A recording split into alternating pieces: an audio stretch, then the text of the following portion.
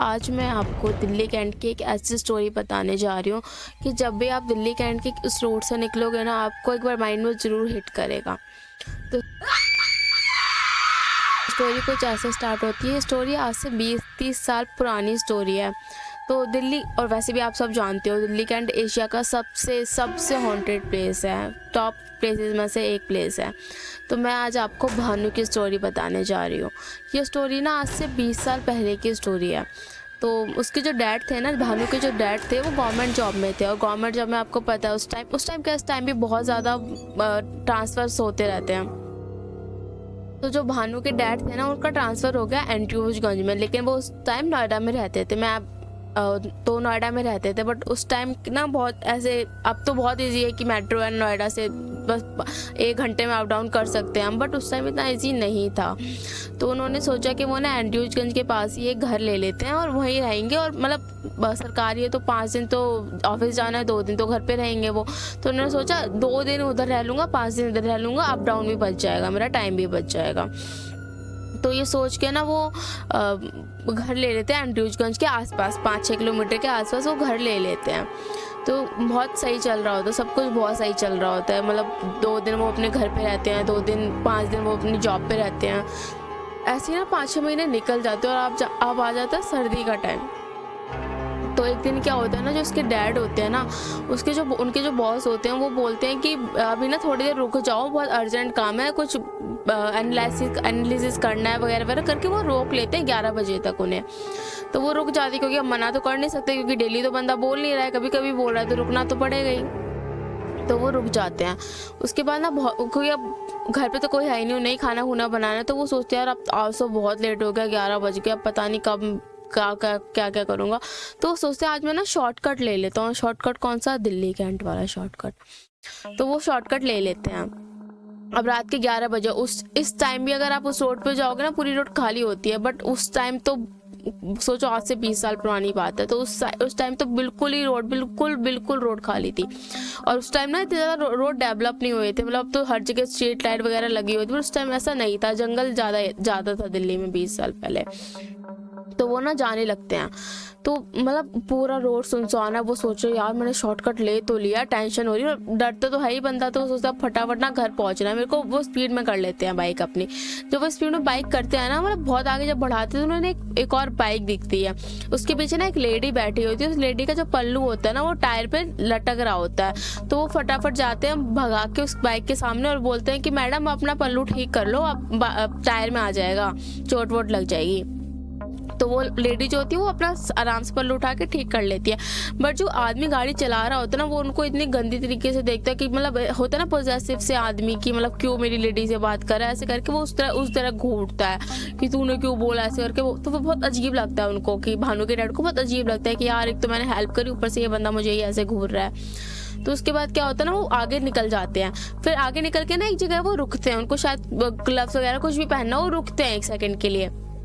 तो वो जो बाइक होती है वो बाइक उनके सामने से जा रही होती है, बट उसके पीछे वो लेडी नहीं होती। अब वो सोचते हैं यार अभी तो वो लेडी थी और अब वो लेडी है ही नहीं, रास्ते में तो कोई घर भी नहीं आया जो किसी घर पे रुकी होगी या उतरी होगी, पूरा तो जंगल एरिया है, कहाँ छोड़ आया। तो सोचता छोड़ आया, मेरे को क्या टेंशन लेनी, फिर वो भगा लेता है, अपने घर पे पहुंचता है। घर पे पहुंच के फटाफट खाना खुना बनाता है, बिस्तर पे बैठता है आराम से और सोने लगता है। जब सोने लगता है ना, तो अचानक से किचन से एकदम धड़ धड़ धड़ गिरने की आवाज़ आती है, सब कुछ गिरने की आवाज़ आती है। वो जाके देखता है किचन में कुछ भी नहीं गिरा होता। कहते मेरा बहम हुआ, क्या पता मेरी नींद, मतलब आज सब कुछ टाइम टेबल बिगड़ गया, इसलिए ऐसा मेरे को फील हुआ। वो जाके बेड पे लेट जाता है। वो आधी नींद में जब पहुंचता है ना, तो उसके सर पे कोई हाथ फेर रहा होता है, ऐसे करके। अचानक से वो आँख खोलता है, देखता है कि कौन मेरे सर पे हाथ लगा रहा है, क्योंकि घर पे तो वो अकेला है। जब वो देखता है ना, वही लेडी जो उसकी बाइक के पीछे उसने देखी थी ना, वही लेडी उसके सर पे हाथ लगा रही थी। वो इतना ज़्यादा डर जाता है, बट वो हिल ही नहीं पाता उस टाइम के लिए। वो भगवान का नाम लिए जा रहा है, भगवान का, आंखें बंद कर लेता है, भगवान का नाम, हनुमान जी का नाम लिए जा रहा होता है।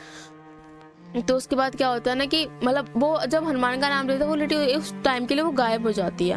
वो सोचता है यार अब तो मेरा यहाँ रुकना बहुत इम्पॉसिबल है, मतलब मैं ना सो ही नहीं पाऊंगा, मेरा अगले दिन सैटरडे ही था। तो वो सोचता है कि अब सुबह निकलने से अच्छा है कि मैं रात को ही निकल जाता हूँ, घर पहुँच जाऊँगा अपने। तो वो ना फटाफट उसी टाइम गाड़ी बाइक उठाता है और घर को निकलने लग जाता है। उसके बाद क्या होता है ना कि जब वो बाइक चला रहा होता है पूरी स्पीड में, रात का टाइम है, कोई ट्रैफिक नहीं है, कोई बंदा नहीं, अपना पूरी स्पीड में भगा के लेके जा रहा होता है। तो बस जब घर 2-3 किलोमीटर दूर रह रहा होता है ना, उसी वक्त क्या होता है ना कि एक बाइक उसके सामने आती है और बोलती है कि भैया आपके पीछे जो ये लेडी बैठी है ना, इसका पल्लू लटक रहा है, इसको बोलो पल्लू ठीक कर ले अपना। अब तो वो इतना ज़्यादा डर जाता है क्योंकि सेम चीज़ वो भी बोल चुका था, ठीक है। अब वो इतना ज़्यादा डर जाता है, वो पीछे मुड़ के देखता है और जैसे वो पीछे मुड़ के देखता है ना, उसकी बाइक डिसबैलेंस होती है और वो गिर जाती है। अब वो मतलब अब तो उसको समझ नहीं आ रहा कि अब मैं कैसे बचूंगा, क्या पता ये मेरी आखिरी रात हो। वो इतना ज़्यादा डर जाता है ये सोच के। उसके बाद क्या होता है ना कि वो मतलब जब वो गिरता है ना, उसको चोट लगती है, वो अनकॉन्शियस हो जाता है। तो फिर भी हल्का हल्का आंखें खोल रहा होता है। जब वो एकदम हल्की आंखें खोलता है ना, वो देखता है कि लोग उसके आसपास आ गए हैं। जैसे एक्सीडेंट गिरने पे आ नहीं जाते लोग आसपास, तो वो सोचता है कि चल अब तो मैं बच जाऊंगा, कम से कम लोग तो आ गए, भले मेरा एक्सीडेंट हो गया, लोग तो आ गए, मैं बच जाऊंगा। तो उसके बाद ना थोड़ी राहत की सांस लेता है। पर जब पूरी आंखें खोलता है ना, वो देखता है उसकी गिरी हुई बाइक पे ना वो लेडी बैठी है और हंस रही है, हंस के उसको ऐसे ऐसे देखे जा रही है।